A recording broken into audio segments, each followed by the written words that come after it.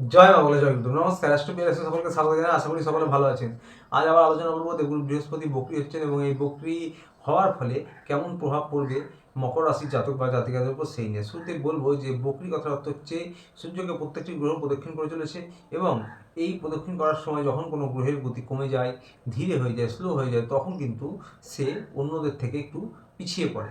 তখন আমাদের পৃথিবী থেকে দেখে মনে হয় যে সে যেন পিছনের দিকে চলে যাচ্ছে বা এক ঘর পেছনে, অর্থাৎ যেই ঘরে রয়েছে তার আগের ঘরে চলে যাচ্ছে।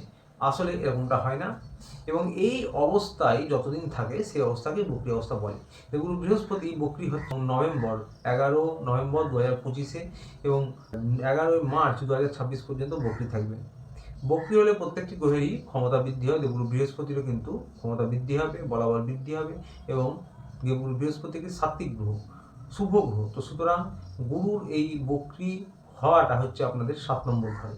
7 নম্বর ঘরে বক্রী হচ্ছেন এবং প্রথমে আপনাদের 11 নম্বর হাউসে দৃষ্টি দিচ্ছেন, 1 নম্বর হাউসে দৃষ্টি দিচ্ছেন এবং 3 নম্বর হাউসে দৃষ্টি দিচ্ছেন। 7 নম্বরে বক্রী হওয়ার সাথে সাথে আপনাদের কিন্তু যারা ক্রয় বিক্রয় অর্থাৎ ব্যবসায়ী যারা রয়েছেন তাদের কিছু সুবিধা হতে পারে, তাদের ব্যবসায় কিছু পরিবর্তন হতে পারে বা ব্যবসায় নতুন কিছু আইডিয়া, নতুন কিছু শুরু করা, ব্যবসায় লাভ ভালো হতে পারে এবং ব্যবসার পরিকাঠামো ভালো হতে পারে, অর্থনৈতিক পরিকাঠামো ভালো হতে পারে এবং তার সাথে যারা পার্টনারশিপ ব্যবসা করেন তাদের বিশেষ সুবিধা হতে পারে।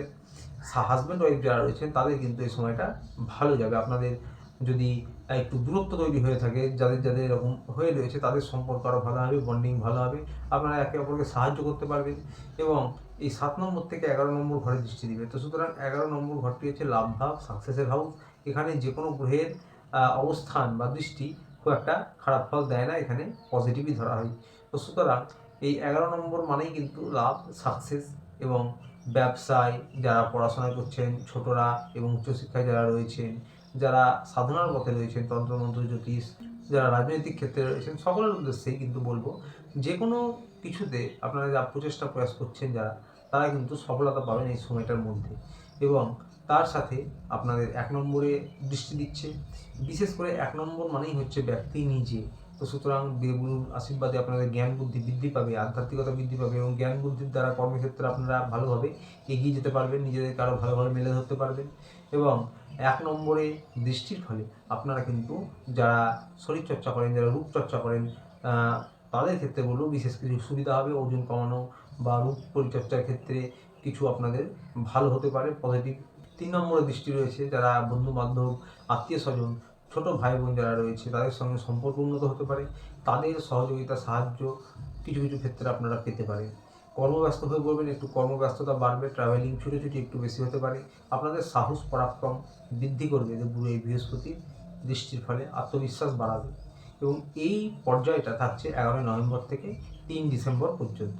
3 ডিসেম্বর থেকে দেবগুরু বৃহস্পতি আবার চলে যাবে আপনাদের 6 নম্বর হাউসে। ওই যে আগে বললাম যে এক ঘর পিছিয়ে যাচ্ছে বা যেই ঘরে রয়েছে তার আগের ঘরে চলে যাচ্ছে এবং 3 ডিসেম্বর থেকে 11 মার্চ পর্যন্ত, 25-এর 3 ডিসেম্বর থেকে 26-এর 11 মার্চ পর্যন্ত এই অবস্থায় উনি থাকবেন। 6 নম্বরে যাবে যখন, তখন একটু রোগ ঋণ শত্রু অর্থাৎ এইগুলো একটু মাথা চালা দিতে পারে। শারীরিক দিকটা তখন একটু খেয়াল রাখতে হবে। বদ হজম, লিভার, কিডনি, স্টমাক জাতীয় সমস্যা, ওজন বৃদ্ধি হওয়া এবং তার সাথে বলবো হরমোনাল যে কোনো সমস্যা একটু হতে পারে। যারা প্রতিযোগী রয়েছে, যারা আপনাদের গুপ্ত শত্রু রয়েছে, তারা একটু মাথা চালা দিতে পারে। তো সেই দিকটাও নজর রাখতে হবে এবং আপনাদের কিন্তু লোন, যারা লোনে রয়েছেন, লোন নিয়ে বা হয়তো যারা ধার দেনায় রয়েছেন, তারা কিন্তু সেইগুলোর জন্য একটু আধটু ডিস্টার্ব হতে পারেন। তবে হ্যাঁ, দেবগুরু বৃহস্পতি যেহেতু একটা সাত্ত্বিক গ্রহ, শুভ গ্রহ, সব কিছু আপনাদের আয়ত্তের মধ্যে থাকবে, কন্ট্রোলের মধ্যে থাকবে। রোগ ঋণ শত্রুর ইস্যু হলেও কিন্তু ছোটোখাটো সেগুলো বিশেষভাবে আপনাকে প্রভাব ফেলতে পারবে না, সব কিছু আপনার কন্ট্রোলেই থাকবে। তো সুতরাং এই রকম প্রভাব কিন্তু 6 নম্বরে যাওয়ার ফলে হতে পারে। স্বাস্থ্যের দিকে তখন একটু খেয়াল রাখতে হবে। 6 থেকে দৃষ্টি দেবেন 10 নম্বর হাউসে, এইটা আপনাদের জন্য অত্যন্ত ভালো। কর্মস্থান, কর্মের জায়গায় কিন্তু আপনারা জ্ঞান বুদ্ধির দ্বারা আগেও বললাম যে এগিয়ে যেতে পারবেন, কর্মদক্ষতা বাড়াবে আপনাদের। আপনাদের যারা কলিগ রয়েছে, বস ম্যানেজার রয়েছে, যারা ব্যবসায়ী রয়েছেন, তাদের আন্ডারে যারা কাজ করে, ম্যানেজার যারা রয়েছে বা হয়তো কাস্টমার যারা রয়েছে, মহাজন রয়েছে, তাদের সঙ্গে সম্পর্ক উন্নত করুন। তাদের সহযোগিতা এবং সাহায্য আপনাদের পক্ষে কিন্তু উপকারী হবে এবং তার সাথে 10 নম্বরের দৃষ্টির পরে আপনাদের 2 নম্বরে দৃষ্টি দিচ্ছে, এটাও আপনাদের জন্য কিন্তু পজিটিভ হবে।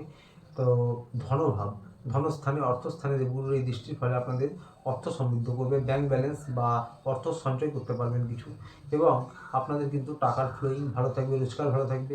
তবে হ্যাঁ, খরচও কিন্তু হবে, কারণ 12 নম্বরও দেবগুরু বৃহস্পতি দৃষ্টি দিচ্ছে। 12 নম্বর মানেই কিন্তু খরচ। তবু সত্ত্বে বলবো যে এই যে 12 নম্বরে দৃষ্টি দিচ্ছে মকর রাশির ক্ষেত্রে, এই দৃষ্টিতে কিন্তু হচ্ছে ধনু রাশিতে, এবং এই ধনু রাশি হচ্ছে দেবগুরু বৃহস্পতি নিজের ঘর, তো নিজের ঘরকে খারাপ করবেন না গুরু। তো সুতরাং খরচ বৃদ্ধি হতে পারে, তবে আপনাদের কিন্তু চেষ্টা করলে তার নিয়ন্ত্রণের মধ্যে থাকবে, অর্থ সঞ্চয় করতে পারবেন। দূরস্থানে যাওয়ার জন্য খুব ভালো এটা। যারা দূরস্থানে যে কোনো সাথে যেতে যাচ্ছেন, শহরের বাইরে, রাজ্যের বাইরে, দেশের বাইরে, তাদের জন্য কিন্তু একটা সুযোগ তৈরি হবে, তাদের জন্য ভালো কিছু ঘটতে পারে। ওই 6-12 কানেকশন হচ্ছে। আবারও বলবো, স্বাস্থ্য নিয়ে একটু সচেতন থাকতে হবে। যতটা পারুন বাড়ির খাদ্য গ্রহণ করুন, বাইরের খাবার বা ফাস্ট ফুড একটু এড়িয়ে চলার চেষ্টা করুন। মোটামুটি এরকম প্রভাব পেতে চলেছেন একদম 11ই নভেম্বর 25 থেকে 11ই মার্চ 2026 পর্যন্ত দেবগুরু বৃহস্পতি বক্রী হওয়ার ফলে, যারা কিনা মকর রাশি জাতক বা জাতিকা রয়েছেন তারা। আজকে ছিল এই পর্যন্ত। ভিডিওটি ভালো লাগলে চ্যানেলটিতে অবশ্যই লাইক সাবস্ক্রাইব করে পাশে থাকবেন। দেখা হচ্ছে আবার পরের ভিডিওতে। ততদিনে ভালো থাকবেন, সুস্থ থাকবেন। নমস্কার।